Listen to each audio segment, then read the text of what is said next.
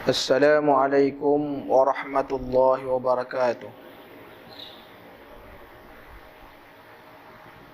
Alhamdulillahi rabbil alamin. Wabihi nasta'in, wassalatu wassalamu ala ashrafil anbiya'i wal mursalin wa ala alihi wa sahbihi ajma'in. Subhanaka la ilma lana illa ma 'allamtana innaka antal alimul hakim. Wala hawla wala quwwata illa billahil aliyyil azim. Allahumma la sahla illa ma ja'altahu sahla wa anta taj'alul hazna idza syi'ta sahla. Allahumma faqihna fid din wa 'allimna ta'wil. Allahumma zidna ilma, amma ba'd. Alhamdulillah, bersyukur kepada Allah Subhanahu wa ta'ala kerana dengan rahmat dan limpah kurnianya diizinkan kepada kita untuk berhimpun lagi dalam rumah Allah Subhanahu wa ta'ala, untuk terus lagi memahami tentang agama. Kerana Rasulullah sallallahu alaihi wasallam menyebutkan, "May yuridillahu bi khairan yufaqihu fid din." Sekiranya Allah Ta'ala nak memberikan kebaikan kepada seseorang, maka dia beri faham dia kepada agama, maka jadilah kebaikan dalam kehidupannya. Jadi betapa pentingnya kita ni untuk memahami agama. Dia tidak mesti ilmu ni mesti bita'allum, makna kena belajar. Tak belajar tak boleh. Jadi tuan-tuan muslimin dan muslimat yang dirahmati Allah, kita sama-sama melihat peninggalan daripada khazanah ulama-ulama yang terdahulu. Kita membaca kitab mereka, mudah-mudahan dengan ilmu yang mereka ada, kita dapat manfaatkan untuk kehidupan kita dunia dan akhirat, insya-Allah. Pada pertemuan yang telah lalu, kita membicarakan di antara kebaikan lidah yang berkaitan dengan akhirat, iaitu membaca Al-Quran dan hadis, membaca semua zikir, membaca tulisan yang memberi manfaat, dan mengajar ilmu yang memberi manfaat. Jadi hari ini kita nak menyambung. Sebelum kita membicarakan pengarang ataupun tahqiq kitab ni, dia mengatakan faedah pembahagian waktu yang baik untuk perkara yang baik.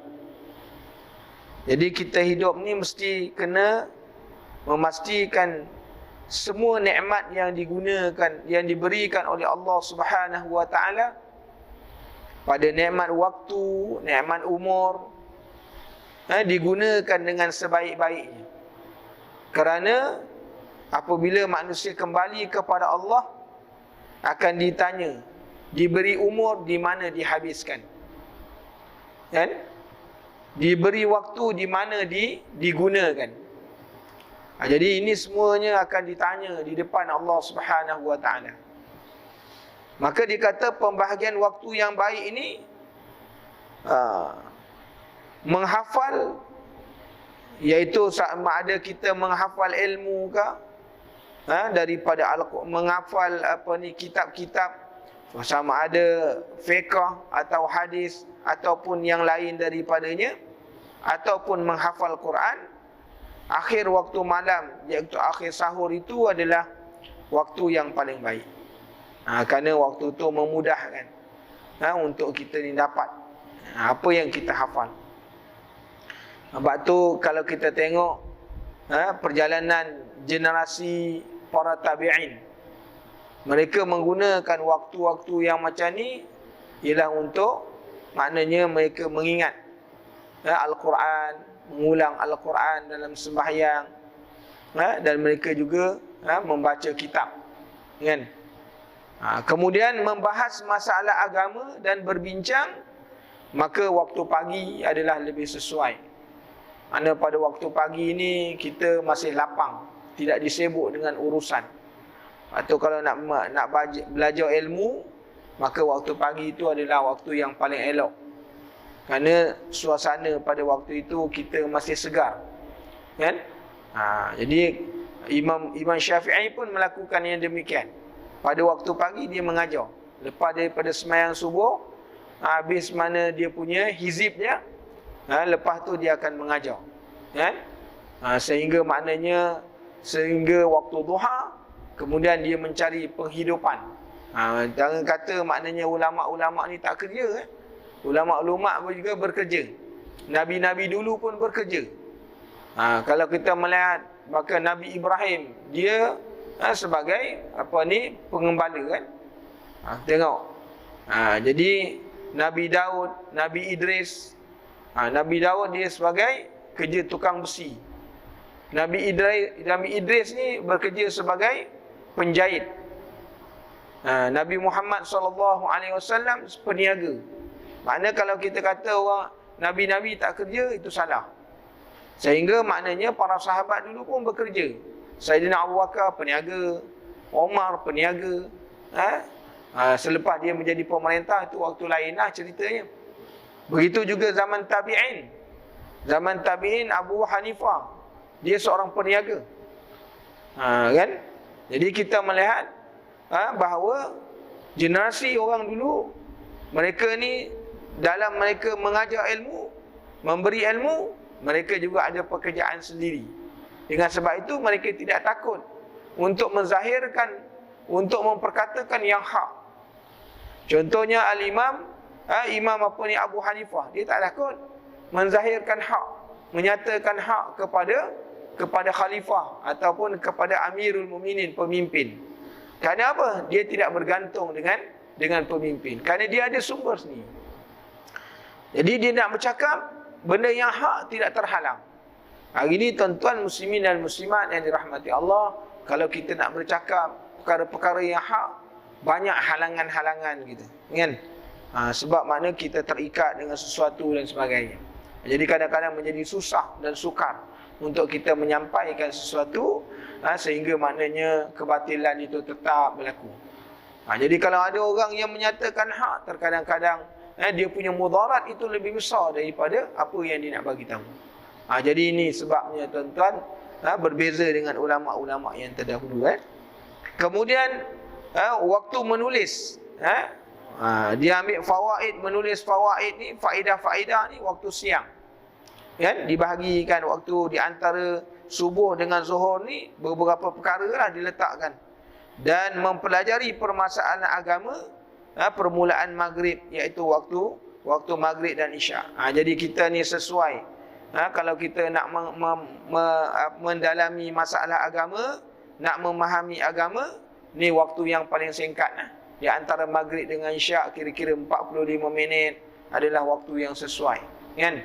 Kalau waktu dah malam-malam ni, kadang-kadang otak kita tak berapa, tak boleh, maknanya tak seperti mana dia punya kekuatan tu, tak seperti mana waktu pagi, waktu sahur dan sebagainya.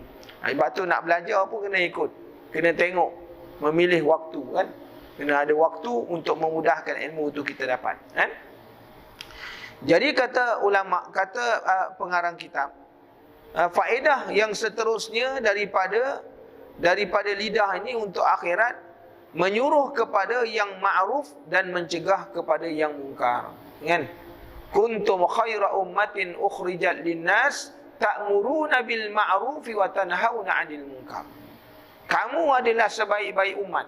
Ini umat yang mutaakhir ni, iaitu umat Nabi Muhammad sallallahu alaihi wasallam ni, kuntum khaira ummah. Allah Taala menjadikan dia ni sebaik-baik umat. Kenapa dia sebaik-baik umat? Karena orang yang dijadikan pada yang mana mereka ni menjadi umat Nabi Muhammad sallallahu alaihi wasallam, dia ni mempunyai tanggungjawab. Tanggungjawab iaitu dari sudut menyeru manusia kepada perkara-perkara makruf dan mencegah kepada perkara-perkara mungkar. Sebab tu dikatakan umat ini ialah umat yang terbaik. Kerana masing-masing bertanggungjawab tu. Sebab tu hadis Rasulullah sallallahu alaihi wasallam menyebutkan kullukum ra'in wa man ra'a minkum munkaran falyughayyiru bi yadi. Kenapa keluar hadis tu? Kerana apa? Tanggungjawab untuk mencegah kemungkaran tu kepada semua, tanggungjawab semua. Dia bukan letak pada ustaz, bukan letak pada imam, bukan letak pada orang tertentu. Menegur, mengubah makna sesuatu mungkar ni letak pada semua. Kerana apa? Kerana umat ini dia punya tugas dia begitu. Kuntum khaira ummatin ukhrijat linnas ta'muruna bil ma'ruf. Dia mengajak manusia supaya buat baik. Mengingat-ingat, berpesan-pesan supaya manusia melakukan kebaikan. Ada? Hari ini maknanya kita menyampaikan, kalau kita melihat senario berlaku pada hari ini, dengan maknanya jemaah yang tidak ramai, waktu Jumaat, jemaah-jemaah masjid mula berkurangan, maka menjadi tanggungjawab semua orang kena bagi tahu, mengingatkan di antara satu sama lain. Jumaat ni wajib kepada kamu tak datang hukumnya berdosa. 3 kali meninggalkan Jumaat tanpa keuzuran, maka makna dikhitam sebagai tanda orang ada nifak dalam hati. Jadi maknanya tuan-tuan, muslimin dan muslimat yang dirahmati Allah, ini tanggungjawab semua. Dan menegah kepada kemungkaran ini pun juga tanggungjawab. Maknanya bila menegah kepada kemungkaran, melihat kepada kemampuan kita. Sebab tu Rasulullah sallallahu alaihi wasallam kata, "Man ra'a minkum munkaran falyughayyiru bi yadihi." Ada orang yang punya kekuatan, dia punya kuasa, dia punya kemampuan, dia boleh ubah dengan tangan, iaitu dengan kekuasaan. Tangan juga maknanya ini ditamsilkan maknanya dengan kekuasaan. Ada yang boleh ubah betul dengan tangan, seperti mana Sayyidina Umar Al-Khattab radhiyallahu an, dia mengubah dengan tangannya sendiri, kan? Sebab tu maknanya orang yang hidup pada zaman Sayyidina Umar ni orang yang cukup takut. Kerana apa? Kerana Sayyidina Umar melaksanakan hukum tu dengan tangannya sendiri. Ada? Tengok ada orang, kalau ada yang maknanya minum arak, kalau Sayyidina Umar jumpa, memang kena dengan dia. Sebab tu orang tak berani. Kerana apa? Kerana dia ada kemampuan, ada kekuatan untuk melaksanakan yang demikian. Fa illam yastati' fa bilisani. Ada orang yang tak mampu dengan kekuasaan sebab dia tak ada kuasa, dia tak ada kedudukan. Kalau dia buat begitu, mudaratnya lebih besar daripada kepada diri dia. Maka dia dengan lisan. Lisan ini mungkin menggunakan maknanya medium yang sesuai. Bercakap mungkin dengan makna nasihat. Jadi macam-macam. Fa illam yastati fa biqalbi. Ada orang yang sampai kepada peringkat yang paling lemah, mereka ni hanya makna mengubah sesuatu kemungkaran itu dengan hati dia. Dengan kuasa tak boleh, dengan lisan pun tak boleh, tapi dengan hati.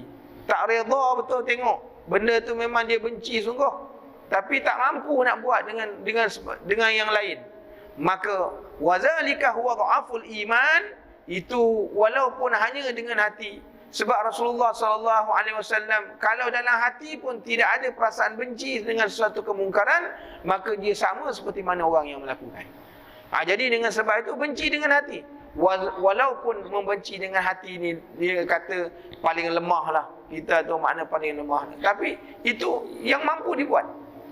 Jadi dengan sebab itu tuan-tuan muslimin dan muslimat yang dirahmati Allah, menyuruh kepada yang ma'ruf dan mencegah kepada munkar ni, itu merupakan fungsi lidah, yang dibangsakan ia kepada akhirat. Ini peranan lidah yang diberikan oleh Allah Subhanahu Wa Taala kepada kita. Dan seterusnya memberi nasihat kepada orang Islam. Memberi nasihat. Yahya bin Mu'adz bin Ar-Razi menasihatkan, liyakun hazzal mu'min minka salasatan. Hendaklah kamu mempunyai 3 sikap terhadap sesama mukmin. Jadi kita ni tuan-tuan, antara seorang mukmin dengan seorang mukmin, kita ni mesti ada sikap yang demikian, yang disebutkan oleh Yahya bin Mu'adz Ar-Razi. Illam tanfa'hu fala tadurruh. Sekiranya kamu tidak mampu memberikannya manfaat, maka janganlah kamu memberikan kesusahan. Kita hidup sesama muslim, Kalau kita tak mampu menjadi Muslim yang memberi manfaat kepada orang lain, jangan suka menyusahkan orang. Hari ni banyak je orang yang suka menyusahkan orang. Kan? Dia buat satu benda tu memang cari orang susah. Jadi masalah. Kita sama-sama Islam, kita nak memudahkan suatu perkara. Kan? Kita nak memudah, tapi memudah itu bukan sampai membelakangkan syarak, membelakangkan Quran dan sunnah Rasulullah sallallahu alaihi wasallam. Nak mudahkan. Kan? Contohnya hari ni kita tengok masalah tentang makanan. Kan? Ni hotel-hotel kita tengok banyak beroperasi. Tadi mesyuarat tentang halal. Di Melaka ni hanya 17 hotel je yang dapat halal. Yang diberi halal. Kan? Kita kata mudahkan. Mudah tu bukan bermakna main bagi je dah. Kena ikut juga. Tujuannya ialah kalau banyak hotel yang dapat maknanya halal, dia memberi keselesaan kepada orang, memudahkan manusia. Orang nak pergi makan mudah, orang nak hotel ni dia punya ni terjamin dari sudut dia punya masakan dia, kan? Mudah. Jadi tuan-tuan muslimin jangan menyusahkan. Kita kata jangan menyusahkan. Hanya tujuannya gitu. Jadi jangan, kalau kita tak mampu menjadi sebaik manusia, kata Imam Qurtubi mengatakan, hendaklah kamu menjadi orang yang memberi manfaat dan bukan orang yang mengambil manfaat. Hari ini kita banyak nak menerima manfaatnya, memberi dah. Lain orang yang hidup pada zaman Sayyidina Umar bin Abdul Aziz. Orang hidup pada zaman Sayyidina Umar bin Abdul Aziz, tidak ada orang miskin. Kalau hari ini tuan-tuan pada waktu ini didapati bahawa ada orang miskin, maka pada besok hari dia telah menjadi kaya. Dan pada besoknya dia telah dapat memberi manfaat kepada orang lain. Kalau hari ini dia menerima zakat, besok dia dah beri zakat dah. Ini orang yang hidup pada zaman Sayyidina Umar bin Abdul Aziz. Jadi dengan sebab itu, pada zaman Sayyidina Umar tak ada orang miskin. Sehingga Baitul Mal punya harta ni, dana Baitul Mal ni melampau-lampau. Kerana tak ada nak beri pada siapa. Kerana masing-masing memahami tanggungjawab sebagai seorang Muslim, iaitu mesti memberi manfaat kepada Muslim yang lain. Jadi ini tuan-tuan muslimin dan muslimat yang dirahmati Allah. Hari ini kita sifat keakuan dan sifat kekitaan yang lebih besar daripada maknanya sayang kepada saudara sendiri. Ya tak? Jadi ini kita tengok seperti mana yang disebutkan oleh Yahya bin Mu'aiz Al-Razi. Dan yang keduanya, wa illam tafrahu fala taghammu. Yang kedua, jika kamu tidak mampu mengembirakan, maka jangan kamu menyedihkan. Makna kita di antara sesama Muslim ni ialah menyukakan Muslim yang lain. Jangan buat orang jadi sedih. Kan? Kita sebagai Muslim ni mesti mewujudkan makna suasana gembira. Tengok orang lain suka. Kalau kita tengok orang suka, seperti mana kita suka, kita hendak orang lain pun gembira macam kita juga. Jadi kalau tak mampu nak menyukakan, jangan menyedihkan orang. Jangan buat sesuatu perkara yang orang boleh jadi susah hati. Orang boleh jadi sedih dengan dia. Ini katanya. Dan yang ketiganya, wa illam tamdahu fala tazummu. Bahawa dia kata apa?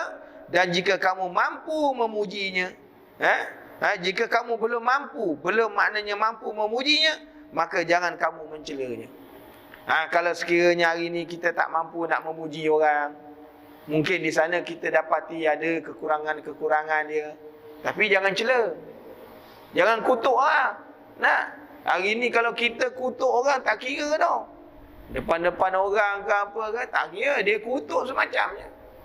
Dan kalau kita ni, ini sifat sebagai seorang Muslim, sebagai seorang mukmin, jangan maknanya menjatuhkan keaiban orang lain. Kalau kita tak mampu puji, tak apa. Tapi jangan menghina. Kan? Jangan menghina orang. Jadi tuan-tuan, muslimin dan muslimat yang dirahmati Allah. Contoh yang berlaku pada zaman Sayyidina Umar Al-Khattab radhiyallahu anhu. Ada seorang perempuan Muslim, dia berniaga di pasar. Dan dia duduk di negara orang kafir. Kan? Dan memang sifat orang kafir itulah kan? Sifat orang kafir. Dia berniaga di pasar, duduk berniaga. Satu hari ada beberapa orang pemuda orang kafir ni, Dia mengikat baju orang perempuan Muslim ni tadi pada satu benda, pada tiang, diikat. Sehingga apabila dia bangun, tersingkap dia punya aurat dia. Maka perempuan ni malu dan dia mengadu kepada Sayyidina Umar Al-Khattab radhiyallahu anhu. Sayyidina Umar ni macam mana dia buat? Kerana maknanya maruah orang Islam tu tercemar, perempuan tadi tercemar maruah dia, maka Sayyidina Umar menghantar 10,000 orang tentera. Kerana apa? Nak menuntut bela tentang maruah perempuan tadi. Ini dia tuan-tuan, kita tengok bagaimana sifat seorang mukmin yang perlu ada. Kan? Yang ditunjukkan oleh Sayyidina Umar Al-Khattab radhiyallahu an, bagaimana? Ini dia. Ada kan? Sifat orang mukmin dia begitu. Jadi ini yang disebutkan kepada kita. Yang seterusnya menunaikan hajat orang Islam. Menunaikan hajat dan menyatukan kembali hubungan di antara mereka dan yang lain-lain. Tugas kita lah menyatukan. Dan kita tengok beberapa kata-kata yang disebut oleh Abu Aswad Ad-Dauli, berkata apa? Ya ayyuhar rajulul muta'allimu ghairah, halla li nafsika kana zat ta'lim. Wahai orang yang mengajar orang lain, alangkah eloknya jika kamu mengajar dirimu sendiri dahulu sebelum orang lain. Ni nak ingat-ingat kan? Mengingatkan diri lah. Sebelum kita nak mengajar orang, ajarlah diri dulu. Kan? Waktu Rasulullah sallallahu alaihi wasallam, apabila para sahabat bertanya kepada Aisyah radhiyallahu anha, ya, wahai Aisyah, bagaimana akhlak Rasulullah sallallahu alaihi wasallam? Rasulullah mengajarkan kepada sahabat ini akhlak yang mulia. Kerana Rasulullah sebut innama bu'istu li utammima makarimal akhlak. Aku diutus untuk maknanya makna membentuk akhlak manusia supaya menjadi akhlak yang mulia.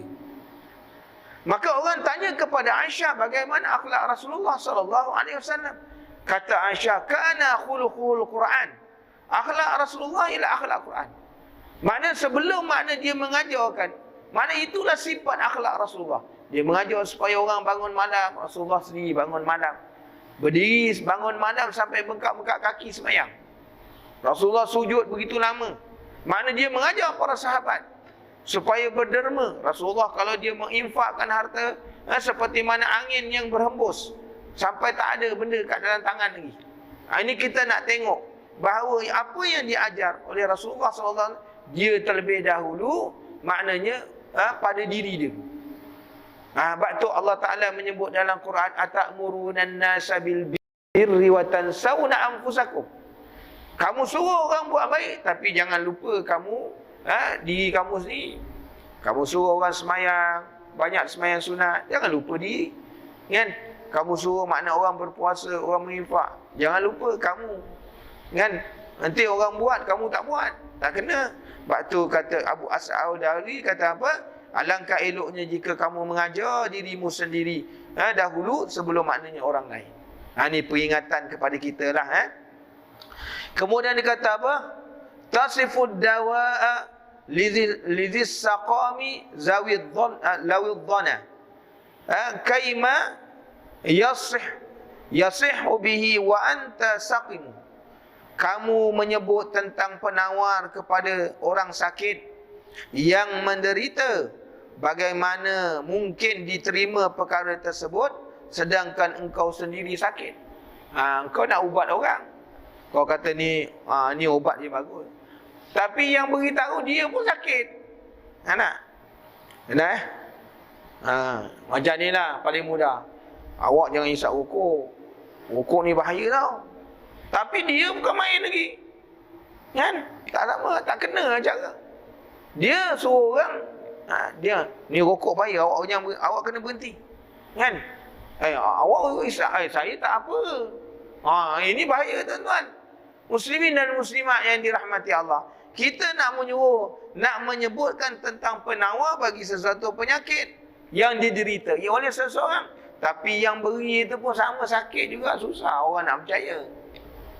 Jadi tuan-tuan, muslimin dan muslimat yang dirahmati Allah. Kemudian kata Abu Aswad, dia kata apa? wa taraka talqahu birrasyadi uqudana nushan wa anta minar rasyadi adim. Dan kamu melihat dirimu menunjukkan kami dengan nasihat, sedangkan kamu sendiri tidak mempunyai petunjuk. Kamu tunjukkan jalan kepada orang, kan? Ni jalan ni bagus, ni jalan ni bagus, tapi dia sendiri tak nak ikut jalan tu. Ni jadi susah, kan? Awak kalau nak masuk syurga nak buat begini, tapi dia pun tak nak buat. Dia ikut jalan lain pula. Dia dah tahu jalan ni mana membantu dia masuk syurga Allah Ta'ala, kan? Dia tunjukkan orang, ni bagus, ini jalan ni bagus, ini bagus, tapi dia sendiri tak nak buat. Dia sendiri tak nak mengikuti jalan tu, kan? Dia beritahu, ni baca Quran setiap huruf dapat pahala. Dia tahu dah. Yang ini banyak berlaku. Suruh orang buat tapi dia tak buat. Dia nampak jalan tu pada untuk orang lain buat, tapi dia sendiri tak nampak jalan. Jadi ini jadi bahaya, tuan-tuan. Muslimin dan muslimat yang dirahmati Allah, dah. Kemudian ibda binafsika fanhaha an ghayyiha fa idzan tahat anhu fa anta hakimu. Mulakanlah daripada dirimu sendiri dan berhentilah daripada tertipu. Apabila kamu berhenti daripadanya, maka kamulah orang yang bijak. Ini peringatan, kata Abu Aswad, kalau kita nak mengajar orang, nak menunjuk orang, jadi mulakanlah dengan diri sendiri. Kerana apabila kita telah boleh memulakan dengan diri sendiri, kita telah berbuat terlebih dahulu, maka kita ni orang yang bijak. Makna kita suruh orang buat, kita dah buat dulu. Ini orang bijak namanya. Ni orang yang bijak. Fahunaka yanfa'u innu wa'adta wa yaqtadi bil qawli minka wa yanfa'u ta'limu. Ketika itu barulah ia bermanfaat jika kamu memberi peringatan dan akan diikut nasihat daripadamu dan pengajaranmu, menjadi manfaat. Ketika mana kita buat, kita dulu buat, maka kata Abu Aswad, pada waktu itulah baru memberi manfaat, baru orang akan ikut. Waktu Rasulullah SAW ketika mana dia memberi tahu pada para sahabat, sahabat akan mencontohi Rasulullah dulu. Waktu Rasulullah ditunjuk, Rasulullah menunjukkan contoh kepada para sahabat radhiyallahu anhu, kan? Mana bila melihat kepada Rasulullah, mereka tahu. Kalau kata Rasulullahnya tidur sikit, tidurnya tidak bermewah, memang betul Rasulullah. Kalau mana Rasulullah tidur tu alasnya, kalau dibangun tu berbala-bala badan Rasulullah SAW. Kenapa? Tidak mahu tidur dalam keadaan selesa. Sebab tu Rasulullah boleh bangun malam. Rasulullah boleh berdiri malam untuk beribadat kepada Allah SWT, kerana tempat tidur dia tak selesa, kan? Rasulullah terlebih dulu tunjuk. Kalau Rasulullah hanya makannya sedikit, maka Rasulullah lebih dulu menunjuk kepada para sahabat radhiyallahu anhu. Macam mana? Bayangkan, satu ketika rumah Rasulullah ni sampai 2 bulan tak berasap, kan? Rumah kita kalau tak berasap pun kita pergi kedai, kan? Kita pergi warung, kita pergi mana-mana kedai boleh kita makan. Dulu mana ada zaman Rasulullah, mana ada warung. Masing-masing maknanya masak sendiri. Bayangkan 2 bulan tak berasap dapur. Yang dimakan oleh baginda Rasulullah SAW dan diminum oleh baginda Rasulullah SAW, yang hitam dan yang putih. Apa dia? Buah kurma. Dengan apa? Air zam-zam. Kita tuan-tuan 1 bulan makan buah kurma pun dah piau dah, kan? Berpinau mata. Nah, itu baru sebulan. Itu pun bukan tiap-tiap hari makan. Masuk hari kelima orang tolak buah kurma, dia dah tolak tempat lain, kan? Dah tak boleh makan dah buah kurma. Bayangkan Rasulullah SAW. Mungkin kita kata, Ustaz, itu makanan asasi dia. Dah. Siapa boleh tahan tuan-tuan makan buah kurma sepanjang masa? Kerana orang Arab juga makan roti. Orang-orang Arab juga makan benda-benda yang lain. Bayangkan kurma tiap-tiap hari makan. Kita yang dalam sebulan tu makan kurma pun bukan disuruh banyak, 3 biji je atau 1 biji je. Itu pun sulam dengan mi bandung, mi bukan banyak lagi. Itu pun mabuk dah. Tiba di pagi hari raya, pagi hari raya sebenarnya sebelum pergi hari raya tu, pergi sembahyang raya, disunatkan kita makan kurma, kita makan gendang. Kena tak? Ada kan? Muslimin dan muslimat yang dirahmati Allah. Sunnah pagi hari raya tu disuruh makan sebelum pergi sembahyang. Apa makanan sunnah? Makan kurma. Kita pulut, rendang, macam-macam. Pergi sembahyang raya dengar khutbah tersadar, rupanya lelap. Tuan-tuan tak jadi. Tak jadi tak? Mak kita kena tengok. Itu baru sebulan. Bukan maknanya ini siang malam minum air tak ada warna, putih je, air zam-zam. Kita bawa balik air zam-zam, kita duduk sana 10 hari pun kita tak minum dari air zam-zam, balik kena sulam dengan aiskrim juga. Nak aiskrim, tak tahu. Orang Malaysia kalau pergi Mekah, dia juga suka makan aiskrim. Sedangkan minum air zam-zam tu yang paling baik. Balik mesti kena aiskrim, naik hotel makan aiskrim, balik sini demam. Kan? Sebab tak jumpa aiskrim dah. Bayang tuan-tuan muslimin, itu disuruh minum. Kerana air yang terbaik yang ada dalam dunia tu tuan-tuan. Tapi kita tak boleh. Tiap-tiap hari tak boleh. Kita tak mampu. Bayangkan kalau kehidupan Rasulullah SAW selama 2 bulan. Itu yang dimakan. Ini luar biasa tuan-tuan. Tapi Rasulullah SAW beritahu, nak tunjuk pada para sahabat radhiyallahu anhum bagaimana kehidupannya. Yang dikata contoh tadi itu ni. Wa ma arsalnaka illa rahmatan lil alamin. Tidak diutus engkau Muhammad menjadi rahmat. Tengok pada segala perbuatan semua menjadi rahmat untuk orang timur. Jadi tuan-tuan muslimin dan muslimat yang dirahmati Allah. Kemudian kata Abu Aswad lagi, la tanha an khuluqin wa ta'ti mislahu arun 'alaika idza fa'alta 'azimu. Janganlah melarang akhlak yang buruk, tetapi kamu sendiri melakukannya. Ia adalah satu kecelaan yang besar jika kamu tetap melakukan. Jadi ini menasihatkan diri juga, supaya kalau kita mencegah orang buat perkara tak baik, kita sendiri kalau ada perkara tak baik, kita sendiri kena tinggalkan dulu, baru orang boleh ikut, kan? Mana ini yang perkara yang perlu kita faham lah tuan-tuan. Banyak kata-kata ni memberi nasihat kepada kita, supaya kita mengambil manfaat. Kemudian cara mensyukuri nikmat lidah. Kita dah tahu tadi macam mana lidah ni ada dibangsakan kepada dunia, ada dibangsakan kepada akhirat. Ada dua lah. Jadi bagaimana kita nak mensyukuri nikmat Allah dengan lidah ni? Allah Ta'ala beri kita lidah ni elok lah. Dia tak keras tau. Lembut, boleh makna melantun kan? Bayangkan kalau lidah kita ni ada besi kat dalam dia, lurus je, tak boleh patah-patah. Macam mana? Ini lidah tu. Boleh digulung, boleh dihulurkan, ditarik pula ke dalam.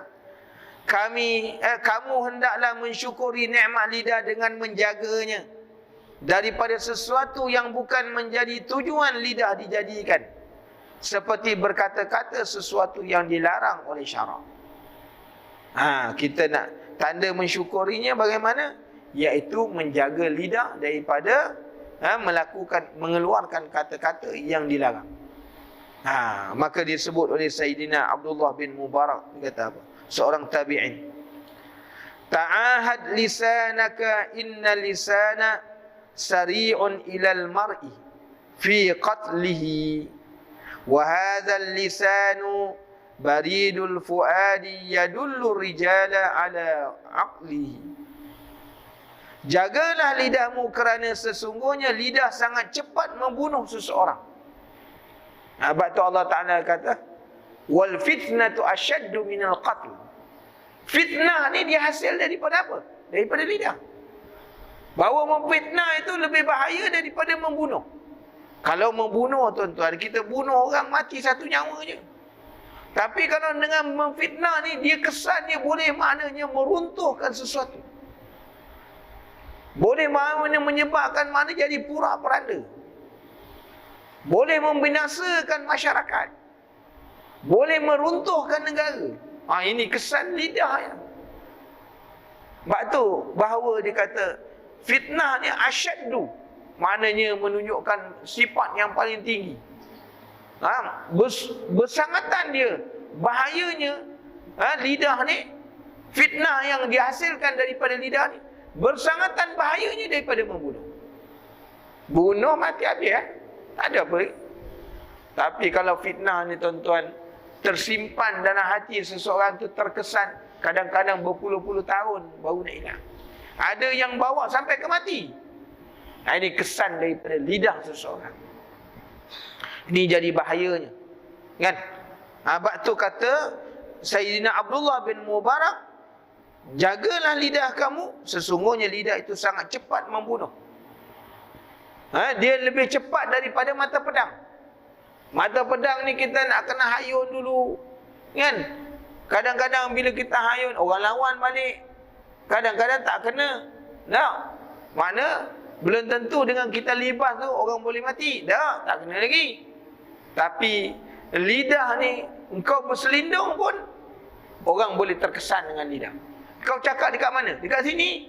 Tapi orang yang terkesan, yang dekat Azim pun boleh terkesan. Yang dekat jauh sana, lebih daripada itu, malahan puluhan ribu batu boleh terkesan dengan kata anda. Ini bahaya. Bahaya kan? Dan lidah adalah utusan hati yang menunjukkan kadar akal seseorang. Kita nak tengok orang ni bodoh ke, bijak ke, cerdik ke, kita kena tengok lidah dia cakap macam mana. Tak? Kita selalu cerita masalah ni. Ada seorang pelajar zaman Salafus Saleh, dia bertanya kepada guru dia. Tanya pada guru dia, tuan guru, nak tahu maknanya masuk waktu berbuka puasa macam mana? Tuan guru kata makna tenggelam matahari. Habis kalau matahari tak tenggelam-tenggelam, tu kan tengok lidahnya, nampak bodoh kan? Tu nampak kebodohan. Orang tahu, alamak, apa pula soalan bodoh ni keluar. Pemiliknya sama, bodoh juga. Kerana soalan tu mana-mana tak masuk akal. Ada? Ini yang kita lihat, tuan-tuan. Makna lidah ni akan mengukur kadar, maknanya kebijaksanaan, maknanya tahap, makna seseorang tu. Akan tengok, kita tengok. Kalau di jenis orang payah, kita tengok ni kalau bercakap banyak, kita tahu ini jenis lawyer buruk kan? Ni kalau ajak sembang dia ni tak ada apa hal, tak ada manfaat ni, kan? Kita tahulah dia bercakap tu, kita tengok. Kan? Kita tahu. Ini jenis cakap tak ada hala, tak ada hala ni. Penat melayan ni. Tak? Ada orang bercakap, tuan-tuan, dia punya cakap ilmiah. Orang dengar je. Awak punya cakap ilmu aja. Orang tahu sebab daripada kalam yang keluar. Jadi tuan-tuan, muslimin dan muslimat yang dirahmati Allah, ini yang dia beritahu oleh Ibnu Mubarak kepada kita. Maka dia kata tanda mensyukuri maknanya nikmat lidah ni ialah makna berdusta, makna dijadikan kata-kata satu yang dilarang oleh syarak tadi. Jangan menggunakan lidah untuk berdusta, untuk bercakap bohong. Ini dilarang. Kata Imam Syafi'i rahimahullah, kata apa? Ihfaz lisanaka ayyuhal insan. Jagalah lidah kamu wahai insan, wahai manusia. La yaldughanna ghannaka innahu su'ban. Jangan sampai ia mematukmu kerana ia adalah ular.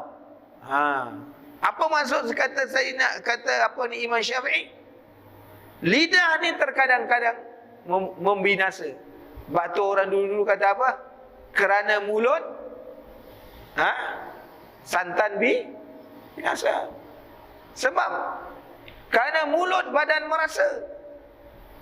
Itu makna pepatah yang sesuai. Kita nak tengok apa? Dengan sebab kelancangan mulut tadi, lidah tadi membinasakan diri. Pak tuan-tuan, sesuai seperti mana bertepatan yang dikatakan oleh Imam Syafi'i. Maka janganlah sampai maknanya lisan kamu dia seumpama ular yang mematuk diri sendiri. Jangan. Kerana ada apa? Kerana ada orang ni dengan sebab lidah dia tadi menyebabkan kebinasaan berlaku pada dia sendiri. Dia cakap gini-gini tu orang tampar dia. Kau nak ikat lain kali tengok-tengok sikit dia kata. Cakap malam apa ni? Orang kata cakap siang pandang-pandang, cakap malam dengar-dengar. Jangan main perkaburan dia kata. Orang pun bagi penampar sekali. Kebinasaan kepada diri kerana apa? Kerana mulut seseorang. Lepas tu kena jaga tuan-tuan. Umpama kata saya apa ni Imam Syafi'i, dia macam ular. Kemudian katanya apa? Kam min maqabiri min qatil lisanihi kanat tahabu liqa'ul aqran. Berapa ramai penghuni kubur yang terkorban kerana lidahnya. Orang dulu yang sebab banyak mati ni punca lidah. Dia bergaduh sama sendiri kan, berbunuh-bunuh sama sendiri sebab angkara lisan. Dahulu teman-temannya tidak mahu berjumpa dengannya. Tengok angkara lidah. Orang memulakan Rasulullah sallallahu alaihi wasallam kerana lidah. Kan? Konspirasi yang dibuat oleh Abu Jahal dengan dia punya pengikut-pengikutnya. Itu lidah. Sehingga maknanya orang Islam duduk di Mekah pada waktu itu dipulaukan. Kesan. Barang-barang makanan tak boleh, semua sekat. Tak boleh masuk kepada orang Islam. Lama, 2 bulan tak boleh. Bukan setengah, bukan 2 bulan. Sepanjang katakan 6 bulan lamanya. Mereka ni dipulaukan oleh orang-orang kafir. Tapi kita tengok tuan-tuan dengan lidah juga. Dengan lidah juga. Apabila di karangan orang-orang kafir ni, orang-orang Mekah ni kata, takkan kita nak buat walaupun dia Islam, tapi itu semua keturunan-keturunan kita, sangkut paut kita, walak-walak kita juga. Tak kesian ke? Dengan perkataan yang begitu tuan-tuan, terbuka pula hati dia. Maka memberi ruang pula, boleh beli makanan, boleh beli apa. Ini kesan lidah. Kita tengok, baca dalam sirah Nabawiyah, bagaimana orang Islam duduk Mekah pernah maknanya dipulaukan. Sampai makanan pun tak ada. Diriwayatkan sampai makan tak ada, nak beli pun orang-orang kafir tak nak jual. Kan? Ada di kalangan para sahabat tuan-tuan, bila waktu malam keluar kerana tak tahan nak buang air kecil, pergi ke lereng-lereng bukit tempat pembuangan sampah. Lalu bila dia buang air kecil kat situ, dia dengar bunyi pada suatu benda yang bila kencing tu dengar kena pada suatu benda. Suatu benda. Kemudian Nabi buang air kecil tu, bila dia tengok benda yang dia buang air kecil tu, rupanya kulit kambing yang telah keras.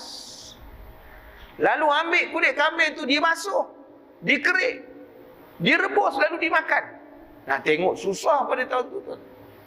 Kehidupan Rasulullah di pulau.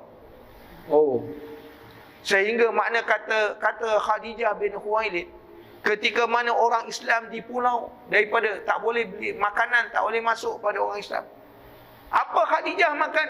Dia memakan daun, pucuk-pucuk daun kurma, sehingga bila dia makan terbelah-belah dia punya lidah.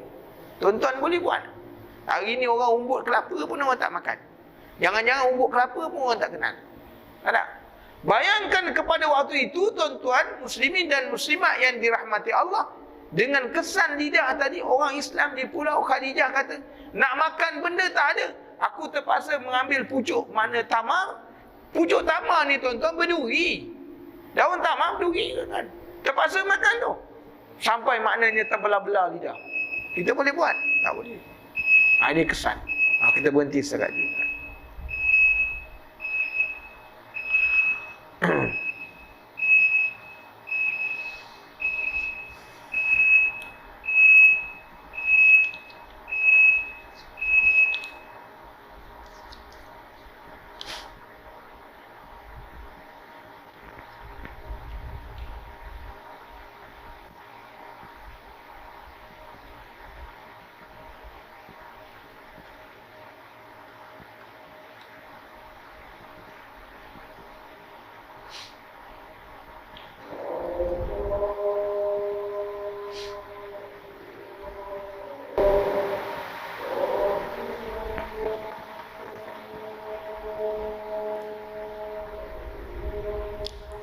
Allahu Akbar, Allahu Akbar.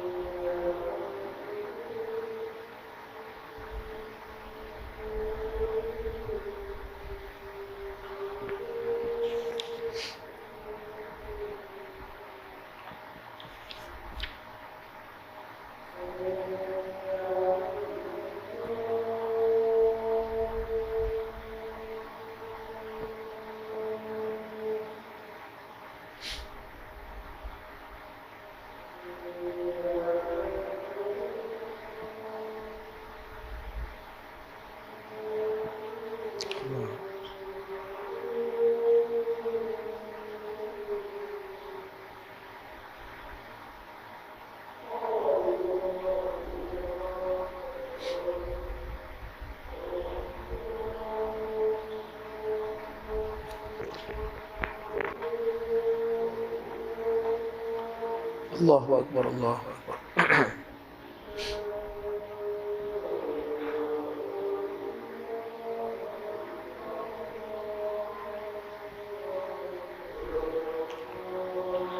La ilaha illallah Muhammadur Rasulullah sallallahu alaihi wasallam.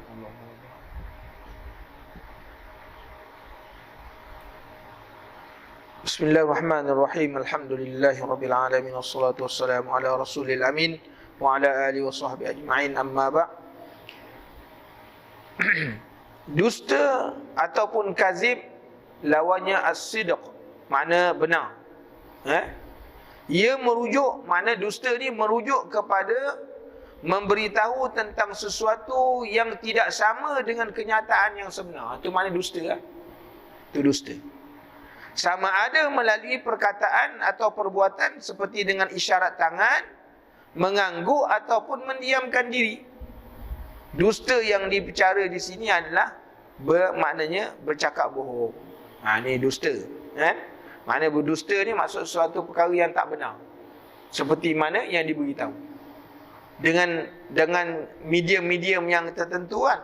Sama ada kita maknanya sesuatu benda yang kita dustakan tu dah menggunakan isyarat tangan, atau dengan mengangguk, ataupun dengan mendiam diri.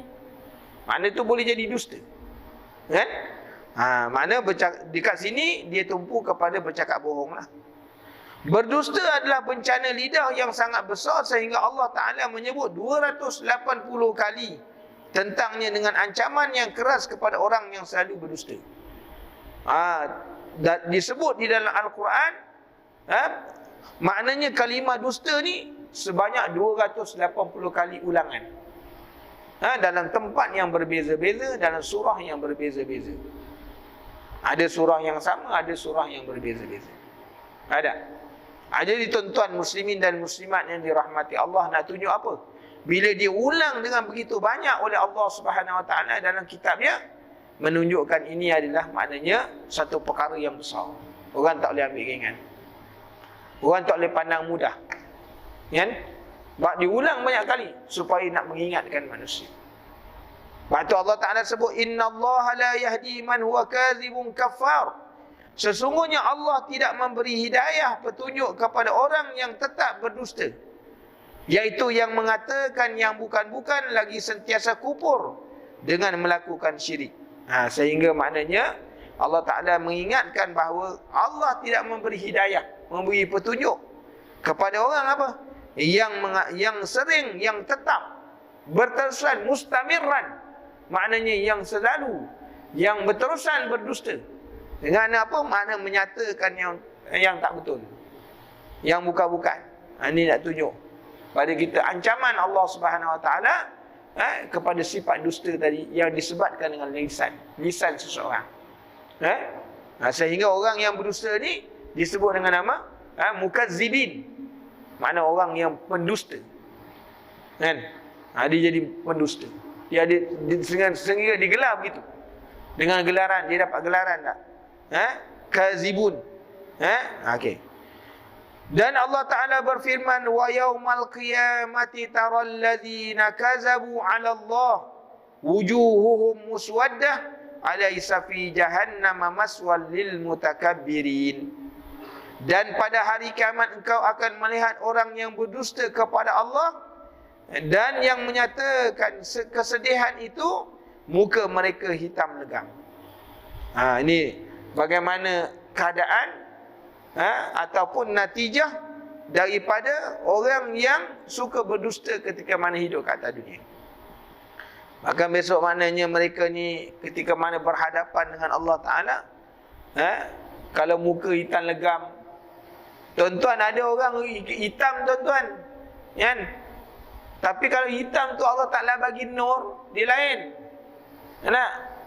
Kita pandang pun menarik walaupun hitam, kan? Walaupun hitam, tapi bila dia ada cahaya pada dia, ada nur, maka kita pandang pun selesa. Kita pandang, walaupun hitam lawa juga dia ni, kan tak? Mana kita tertarik dengan, kan? Bilal bin Rabah tu orang kulit hitam tuan-tuan, muslimin dan muslimat yang dirahmati Allah, kan? Orang kalau tak jumpa dia, orang rasa rindu dengan dia. Kenapa? Kerana terzahir muka, terpancar maknanya nur. Allah Ta'ala bagi cahaya kepada dia, kan? Ini orang kulit hitam. Kemudian dikata apa? Menyata. Mana orang besok bila di depan Allah Subhanahu Wa Ta'ala, kalau mukanya jadi hitam legam, ini tanda ketika mana hidup di dunia orang yang berdusta banyak. Bukankah di dalam neraka Jahannam disediakan tempat tinggal untuk orang yang sombong takbur? Ini kesudahan bagi orang yang ada sifat sombong, sifat takbur. Kesudahan dia dalam neraka Allah Subhanahu Wa Ta'ala. Nauzubillah min zalik, kita minta jauh. Dan Sayyidina Ibnu Mas'ud berkata, Rasulullah sallallahu alaihi wasallam bersabda, "Alaikum bis-sidq, fa inna as-sidqa yahdi ilal birri wa innal birra yahdi ilal jannah wa ma yazalu ar-rajulu yasduqu wa yataharra sidqa hatta yuktaba 'inda Allahi siddiqan wa iyyakum wal kadhib fa innal kadhiba yahdi ila al fujur wa innal fujura yahdi ila an nar wa ma yazalu ar-rajulu yakdhibu wa yataharra al kadhiba hatta yuktaba 'inda Allahi al kazzaban. Hendaklah kamu bercakap benar, cakap jujur. Ni nasihat Rasulullah sallallahu alaihi wasallam. Sehingga Rasulullah tu dia benar tu, dengan tu dia diberikan gelaran dapat maknanya sifat siddiq tu sifat seorang nabi. Kan? Kerana kebenaran dia. Maka itu sifat yang menghiasi para nabi, dia mesti kena ada sifat benar. Kan, kalau Nabi hilang sifat, macam mana orang nak percaya cakap dia? Dia mesti ada, benar. Kerana sesungguhnya bercakap benar atau jujur itu membawa kepada kebaikan. Membawa kebaikan. Tak? Kita tengok ketika mana Imam Syafi'i rahimahullahu ta'ala. Imam Syafi'i itu dia belajar, tuan-tuan. Waktu dia ambil lepas belajar, dia bawa kitab banyak. Dia bawa kitab banyak. Lalu tumpang kepada waktu nak balik ke Iraq. Kerana Imam Syafi'i ini bukan orang Mekah, dia orang Iraq. Kan? Dah habis belajar, mak suruh balik. Kali dia bawa lah semua kitab-kitab yang ditulis, yang dia belajar daripada Imam Abu Hanifah, yang dia belajar daripada Imam Malik. Itu semua guru dia. Kan?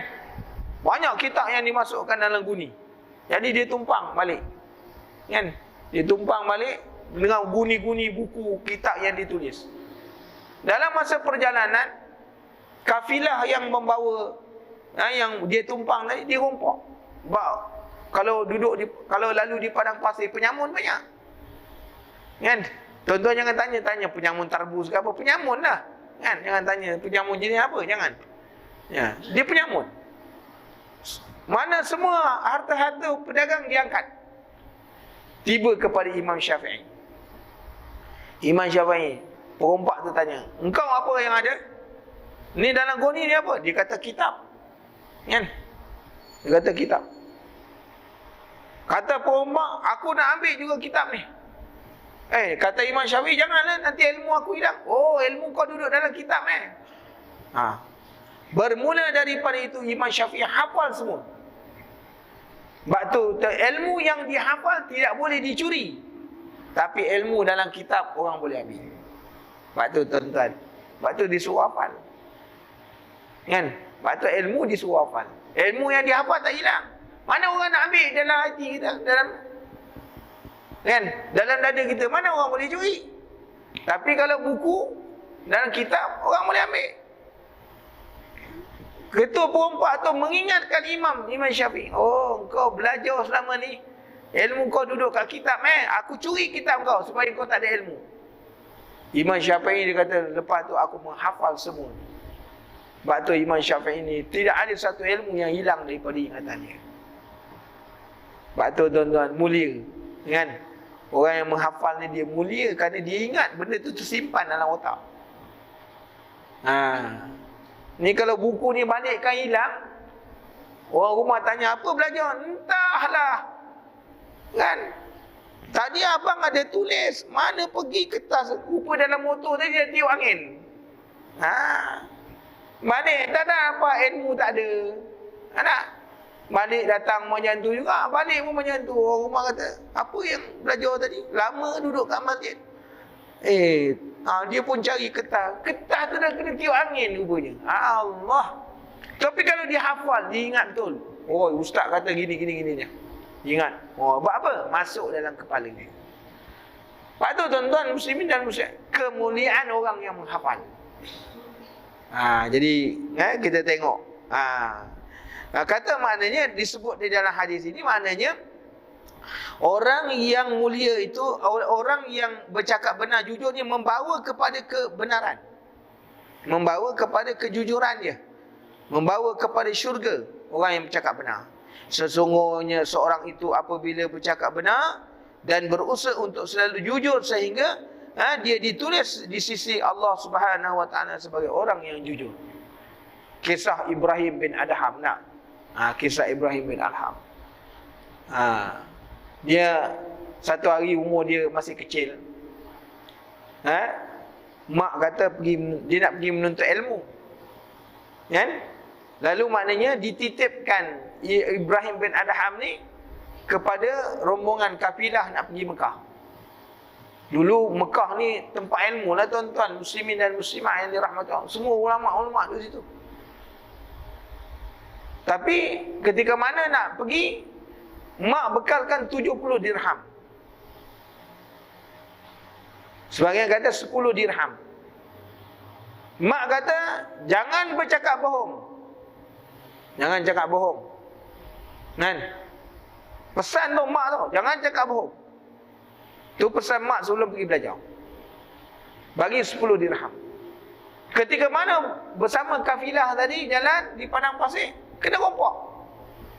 Rompak penyamun-nyamun tu ambil barang semua. Tiba kat Ibrahim bin Adham, masa tu waktu kecil lagi. Mana umur 10 tahun. Dia kata, ya gulam, wahai budak, apa yang ada pada kau? Dia kata, ada 10 dirham ya. Kau jangan cakap bohong. Dak, mak saya pesan sebelum pergi, saya nak pergi nuntut ilmu ni, jangan cakap bohong.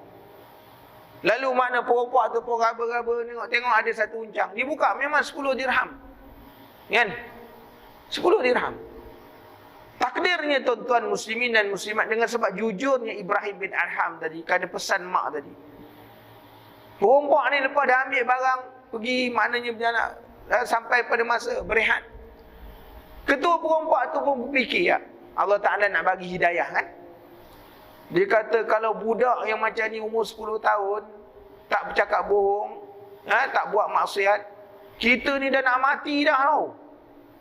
Dah nak mati dah. Bila nak bertaubat? Akhirnya semua bertaubat. Dan semua jadi awliya lagi. Allahu Akbar.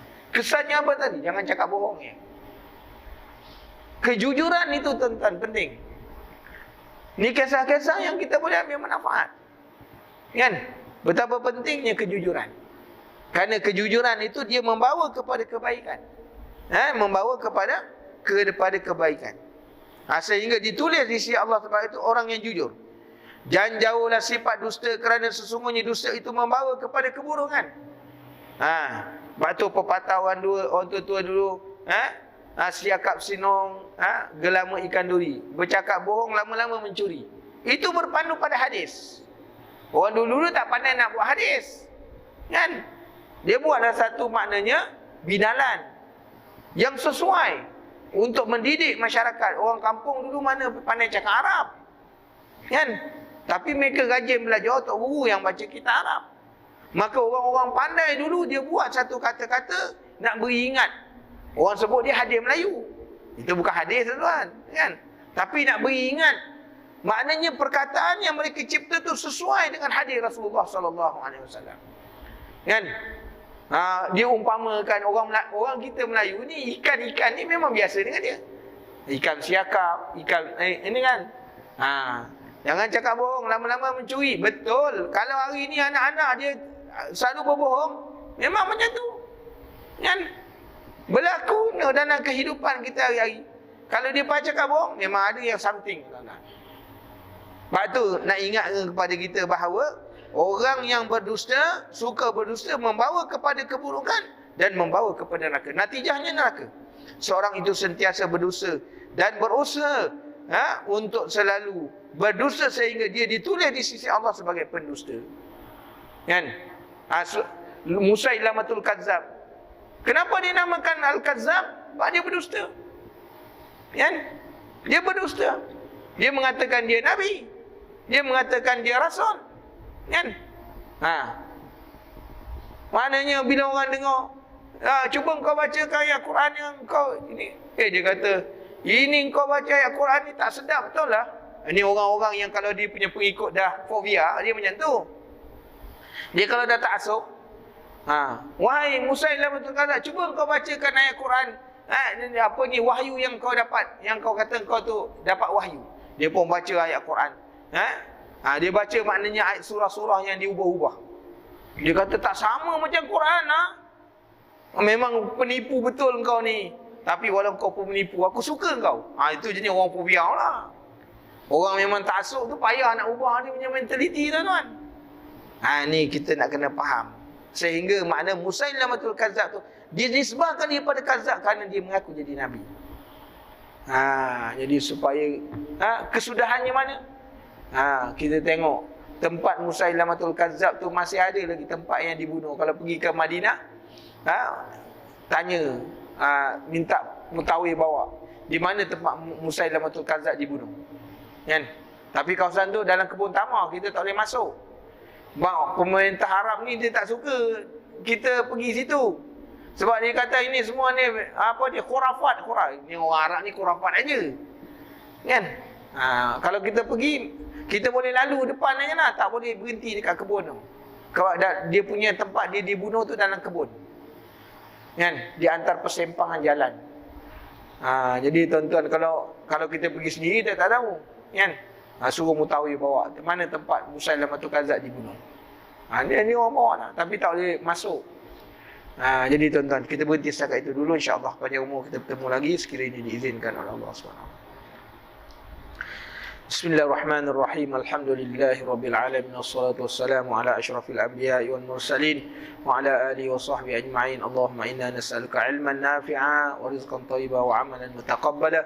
Allahumma faqihna fid din wa 'allimna ta'wil. Subhanakallahumma wa bihamdika asyhadu an la ilaha illa anta astaghfiruka wa atubu ilaik. Subhana rabbika rabbil izzati amma yasifun wa salamun 'alal mursalin walhamdulillahi rabbil alamin. Barakallahu fikum. Wassalamu alaikum warahmatullahi